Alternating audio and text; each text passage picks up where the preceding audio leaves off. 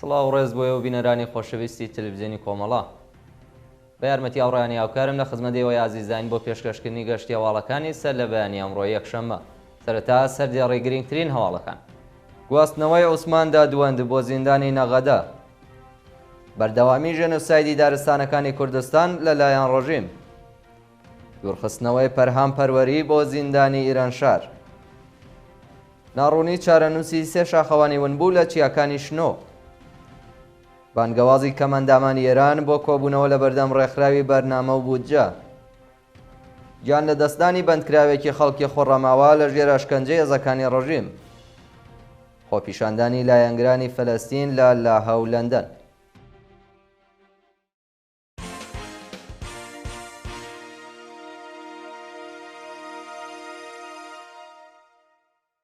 درێژەی هەواڵەکان. هێرشی هێزەکانی ڕۆژیم بۆ سەر ماڵی هاوڵاتیەک لە ئیلام.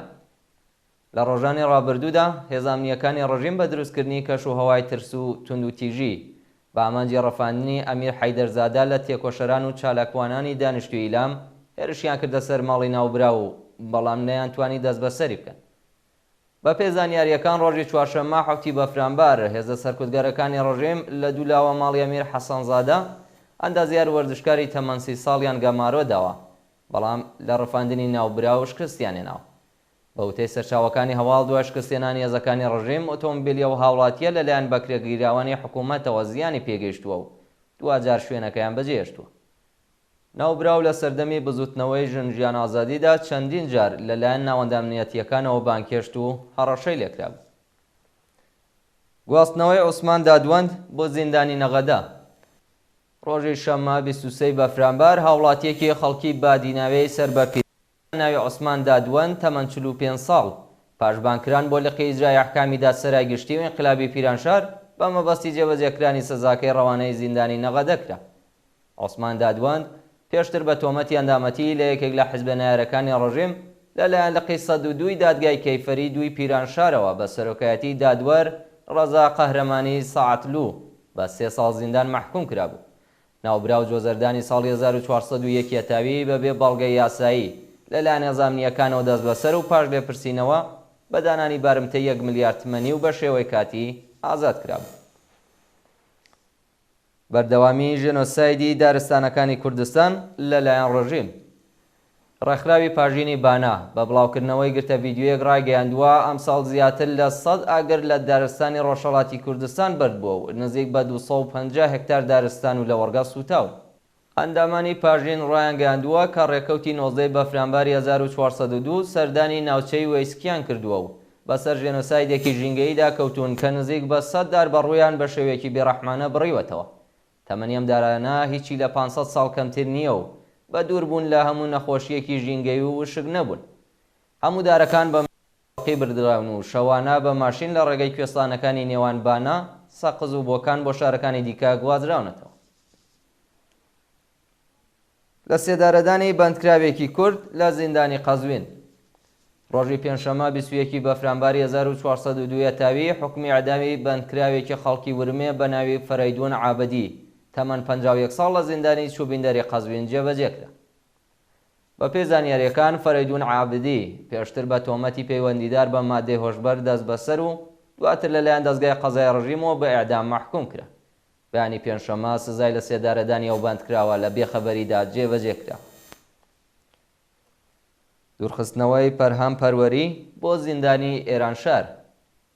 بە پێ راپۆرتی کۆڵبەر نیوز پەرهام پەروەری وەرزشوانی بەندکراوی خەڵکی سەقز ڕۆژی سێشەممە 23 بەفرامباری 1402 لە ناکەودا لەلایەن ناوەندامنیەتیەکانی ڕژیمەوە بۆ زیندانی ئێرانشار دوورخراوەتەوە.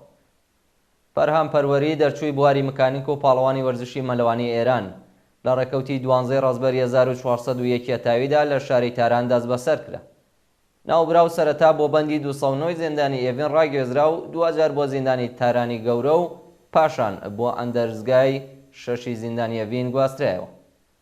ناوبراو لەلایەن لقی 28 دادگای ئینقلابی تارانەوە بە سەرۆکایەتی قازی عەموزاد بە 5 ساڵ زیندان و 10 ساڵ دوورکەوتنەوە لە زێدی خۆی محکوم کراوە. برینداربوونی کۆڵبەرێک لە سنووری نەوسود. لە ڕۆژانی ڕابردوودا کۆڵبەرێکی خەڵکی جوانڕۆ بە ناوی نەبی وەیسی تەمەن 27 ساڵ بە تەقێزەکانی ڕژیم لە سنووری نەوسود بریندار کرا. بە پێی راپۆرتی کۆڵبەر نیوز ڕۆژی چوارشەممە 20 بەفرانبار 1402 کۆمەڵە کۆڵبەر کەوتونەتە بۆ سێزەکانی ڕژیم لە سنووری نەوسود و ڕاستەوخۆ تەقیان لێکراوە. لە کامی وێرشەدا کۆڵبەرێکی خەڵکی جوانڕۆ بە ناوی نەبی وەیسی بە سەختی بریندار بووە.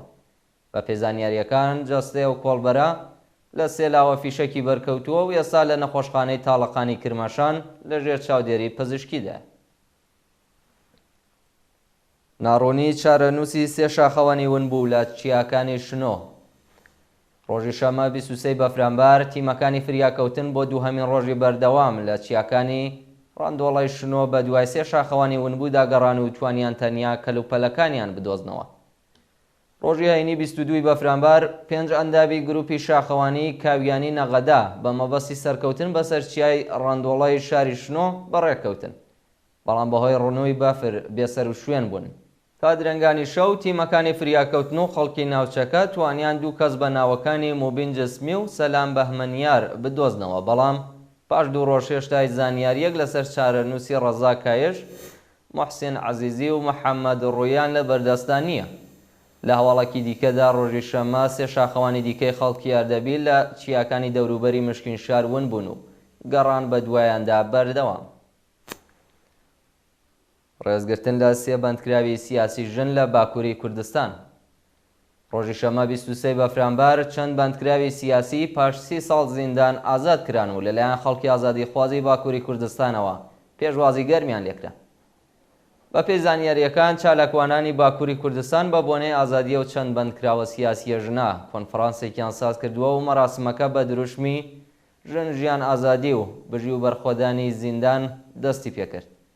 باشداربوانی و کۆنفرانسە دووپاتیان کردەوە کە ئیرادە و بەرگری ژنانی کورد لە چوارچێوەی زیندانەکاندا بەند ناکرێت و هیچ هێزێک ناتوانێت دەنگی مافوازیان کە بکات. مانگرتنی کرێکارانی ئەرکانسالس لە ناوچەی عەمەلیاتی پارس جنوبی. کرێکارانی پەیمانی و ئەرکانسالسی شاغڵ لە پرۆژەکانی پارسی جنوبی ڕۆژی شەممە 23 بەفرانبار لە ناڕەزایەتی بە دۆخی خراپی پیشەی و معیشەتی دەستیان لە کارکێشایەوە و مانیان گرت. بە پێی راپۆرتەکان کرێکارانی شاغڵ لە پاڵاوگەکانی 6 دە و 12 پارسی جنوبی پەیوەست بەو مانگرتنە بوون و کرێکارانی شاغڵ لە پاڵاوگەکانی دیکەش ئامادەی خۆیان بۆ پەیوەست بوون بەو مانگرتنە گشتیەوە دەربڕیوە.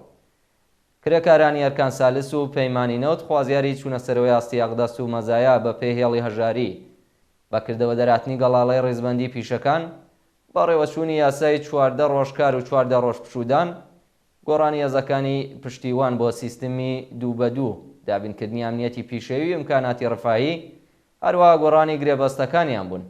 جێگەی ئاماژەیە کە کرێکاران بێ ڕایگوشاری و ڕەشەی ناوەندە ئەمنیەتیەکان لەو مانگرتنە گشتیە بەشداریان کردو. بانگەوازی کەمەندامانی ئێران بۆ کۆبوونەوە لە بەردەم ڕێکخراوی بەرنامە و بودجە. کەمپەینی بەرگری لە مافی کەمەندامانی ئێران ڕۆژی شەممە 23 بەفرانبار ڕاگەیاندنێکی بڵاو کردەوە و تێیدا داوای لە تەواوی کەمەندامان و بنەماڵەکانیان کرد تا کاتژمێر 9 بەیانی یەکشەممە 24 بەفرانبار لە بەردەم ڕێکخراوی بەرنامە و بودجە لە شەقامی بارستانی تاران کۆ ببنەوە. بە پێی ڕاگەیاندنە یەک مانگ لەوەبەر بەرپرسانی ڕژیم بەڵێنی جێبەجێکردنی داخوازی کەمەندامانیاندا بوو، بەڵام وێڕای چەندین جار دەربڕینی ناڕەزایەتی بەرپرسانی ڕژیم هیچ هەنگاوێکیان بۆ جێبەجێکردنی و داواکاریانە هەڵ نەگرتووە. کەمەندامان خوازیاری بەکردەوە دەراتنی یاسای 27 پشتیوانی لە کەمەندامان، زیادکردنی و یارمەتیەی لەلایەن بێزیستیەوە درێت، دابینکردنی ئیمکاناتی ڕێفاهی و ڕەخساندنی هەلی کار بوون. کەمەندامان ڕایانگەیاندووە کە هەوا ساردە و گەیشتن بە تاران ئاسان نییە، بەڵام ڕێگا چارەیەکیان جگەل لە شەقام بۆ گەیشتن بە داخوازیەکانیان نەما. گیان لە دەستانی بەندکراوێکی خەڵکی خۆڕەماباد لە ژێر ئەشکەنجەی هێزەکانی ڕژیم. ڕۆژەی شەممە 23 بەفرانبار 1402 هەتاوی بەندکراوێکی خەڵکی خۆڕەماوە بە ناوی ئیمان حەسەنوەند پاش 5 مانگ ئەشکەنجە لە گرتوخانەی وەزارەتی ئیتلاعات گیانی لەدەستە. ئیمان حەسەنوەند پێشتر بە تۆمەتی تەقەکردن لە دادگایەکی نادادپەروەرانە بە شێوەی نهێنی بە محاربەت تۆمەتبار کرابوو. لە کاتی دەست بەسەرکردنی ئیمان هێزەکانی ڕژیم تەقیان لە هاوڕێیەکی ناوبراو بە ناوی مەجید ڕەزایی کردو ئەو هاوڵاتیان کوشت. هەروەها ئیمان حەسەنوەند بە برینداری کەوتە دەست هێزەکانی ڕژیم و ڕەوانەی گرتوخانە کرا. ڕۆژی شەمەی ئیدارەی ئیتلاعاتی خۆڕەماباد پەیوەندیان بە بنەماڵەی ئیمانەوە گرتووە و وتویانە کە کوڕەکەتان بۆی جەڵتەی دڵگیانی لەدەستداوە و وەرن تەرمەکەی وەربگرن. وە کۆتاوەڵمان سەبارەتە با خۆپیشاندانی لایەنگرانی فەلەستین لە لاهاو لەندەن. ڕۆژی شەمە 23 بەفرامبار لایەنگرانی فەلەستین و دژبەرانی شەڕ لە شارەکانی لاهای هۆلەند و لەندەنی بەریتانیا ڕژانە سەر شەقام و خوازیاری ڕاگررتنی شەڕ بوون. بە پێی راپۆرتەکان هاوکات لەگەڵ بەڕێوەچوونی دادگای بە دوواداچوون بۆ سکاڵای ئافریقای جنوبی لە ئیسرائیل کە وڵاتەی بە ژێنۆسایدی گەلی فلستین تۆمەتبار کردووە، هەزاران لایەنگری فەلەستین و دژبەرانی شەڕ لە دەرەوەی دادگا لە شاری لاها خۆپیشاندانیان کرد و خوازیاری ڕاگررتنی شەڕ بوون. لەلایەکی دیکەوە لایەنگرانی فەلەستین لە لەندەنی بەریتانیاش دژ بە دەوڵەتی فاشیستی ئیسرائیل ڕژانە سەر شەقام و خوازیاری ڕاگەیاندنی ئاگربەسی هەمیشەیی و گەیاندنی یارمەتیە مرۆییەکان بە دەژنان و منداڵانی غەزە بوون. بینەرانی خۆشەویست، گەشتی هەواڵەکانتان پێشکەش کرا. هەر شاد و کامەران.